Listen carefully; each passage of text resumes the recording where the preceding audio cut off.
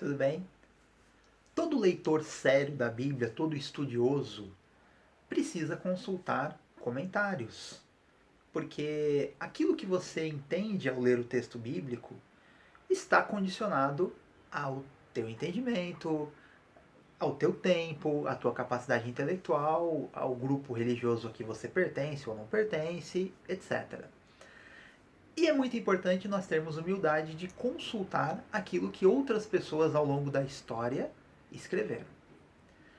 E diante disso eu quero deixar essa pergunta para você. Qual é o melhor comentário da Bíblia que nós temos em língua portuguesa? Bem, essa é uma questão bastante pessoal, então eu vou dar a minha opinião aqui. E no vídeo você já pode ver que eu tenho alguns volumes aqui. Eu vou mostrar para você. Olha aqui. Esse daqui é o volume 1 do Novo Testamento interpretado versículo por versículo. Olha aqui, 1, 2,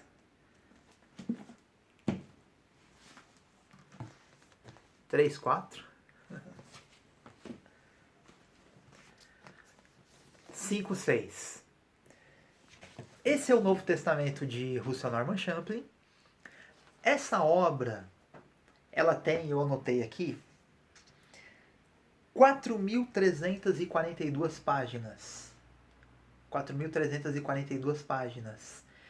Ele foi concluído no dia 1º de maio de 1974.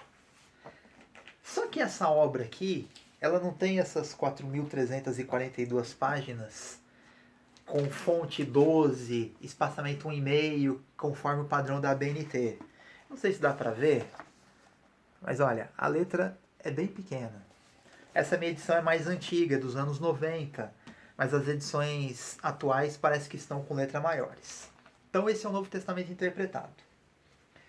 Aqui eu tenho outra obra magnífica, que é o Antigo Testamento interpretado. É até difícil manusear porque tem muita coisa.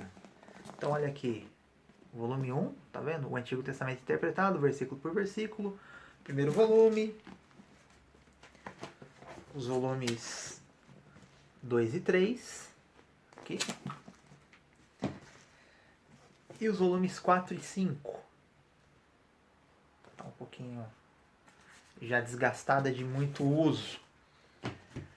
E aqui tem mais 2 volumes que na verdade são dicionários à parte. Esses dicionários aqui são parte do que tem numa terceira obra aqui que eu vou te mostrar, que não é diretamente um comentário da Bíblia, mas é uma enciclopédia de Bíblia, Teologia e Filosofia. De certa forma, acaba sendo indiretamente um comentário, porque fala de muitos e muitos temas da Bíblia e da teologia. Uma informação, esse Antigo Testamento interpretado, sem os dicionários, ele tem 3.714 páginas. Com os 2 dicionários tem 5.503 páginas. Essa obra foi concluída em 3 de dezembro de 1997. E por último aqui eu tenho uma enciclopédia. Enciclopédia de Bíblia, Teologia e Filosofia, do mesmo autor, o Sir Norman Champlin. Tá vendo aqui? Volume 1. Os volumes 2, 3 e 4. Também tá um pouquinho surradinha. E os volumes 5 e 6. Ela é um pouquinho menor de altura do que as outras obras de Bíblia, mas é uma obra que também tem as fontes pequenas, então ela tem aqui 5.220 páginas e foi concluída em 6 de abril de 1989. Por que eu entendo que é o melhor comentário de Bíblia em língua portuguesa? Porque eu li todos e comparei? Não. Porque não existe em português nada que chegue perto disso. Todos os livros da Bíblia contam com introduções, em que se discute data, autoria, estilo literário do livro, unidade, todas as discussões que envolvem o conteúdo e a produção do livro da Bíblia, Gênesis, do Levítico até Apocalipse, tudo. Resumo do livro, tema principal, e todos eles são comentados versículo por versículo. é muito raro você encontrar um comentário da Bíblia inteira, versículo por versículo. Você encontra de partes. E aqui temos uma obra do mesmo autor. Esse material demorou aproximadamente 30 anos para ser produzido. Foi produzido em inglês, mas não foi publicado em inglês, porque o autor era norte-americano, ele escrevia em inglês e o seu tradutor, o pastor John Marks Bentz, ia traduzindo.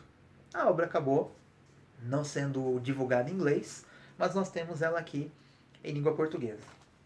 Só a título de curiosidade, o total dessa obra aqui, que tem fonte pequenininha, deve ser fonte 8 ou 9, pelo menos essa edição que eu tenho aqui, ela tem 13.276 páginas, tudo, se você juntar as três. Uma tese de doutorado de filosofia tem aí 250, 300 páginas, algumas tem 200 e poucas. Dá uma olhada depois no site da USP que você confere. Mas se a gente pegar uma média de 250 páginas, isso daqui equivale a 53 teses de doutorado. 53 teses. Só que aqui no começo da enciclopédia está informado que já aqui, que essa aqui foi a segunda obra do Champlin, dessas três, aqui ele já tinha publicado 45 mil páginas. Ou seja, isso daqui no original, com a obra datilografada ali, sem ter diminuído o tamanho da fonte e reduzido o espaçamento. E depois, com o Antigo Testamento, isso deve ter dado ao todo, essa trilogia aqui no original, umas 70 mil páginas. Isso equivale a cerca de 280 teses de doutorado. Ou seja, isso daqui é mais do que a produção de um departamento inteiro de doutores da USP, de filosofia, de sociologia, da área que for. E tudo produzido pelo mesmo autor.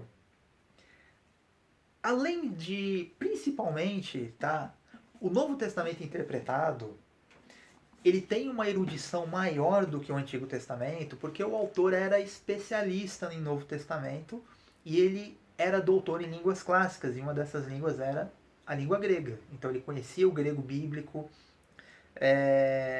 e por isso ele pôde, de maneira muito mais erudita, explicar termo por termo, palavras importantes do texto, nas traduções, na língua grega, e conhecia também manuscritos.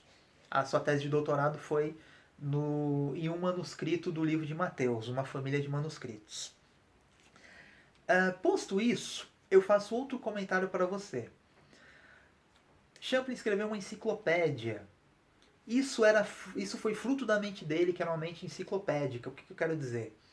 Que tudo quanto é tipo de assunto que você imaginar era do interesse dele, e ele pesquisou, ele procurou entender, ele buscou minuciosamente conhecer tudo o que foi produzido em termos de conhecimento nesses campos de Bíblia, teologia, filosofia e tudo que está próximo ali, história, psicologia, tudo que você imaginar que está próximo aí dessas áreas.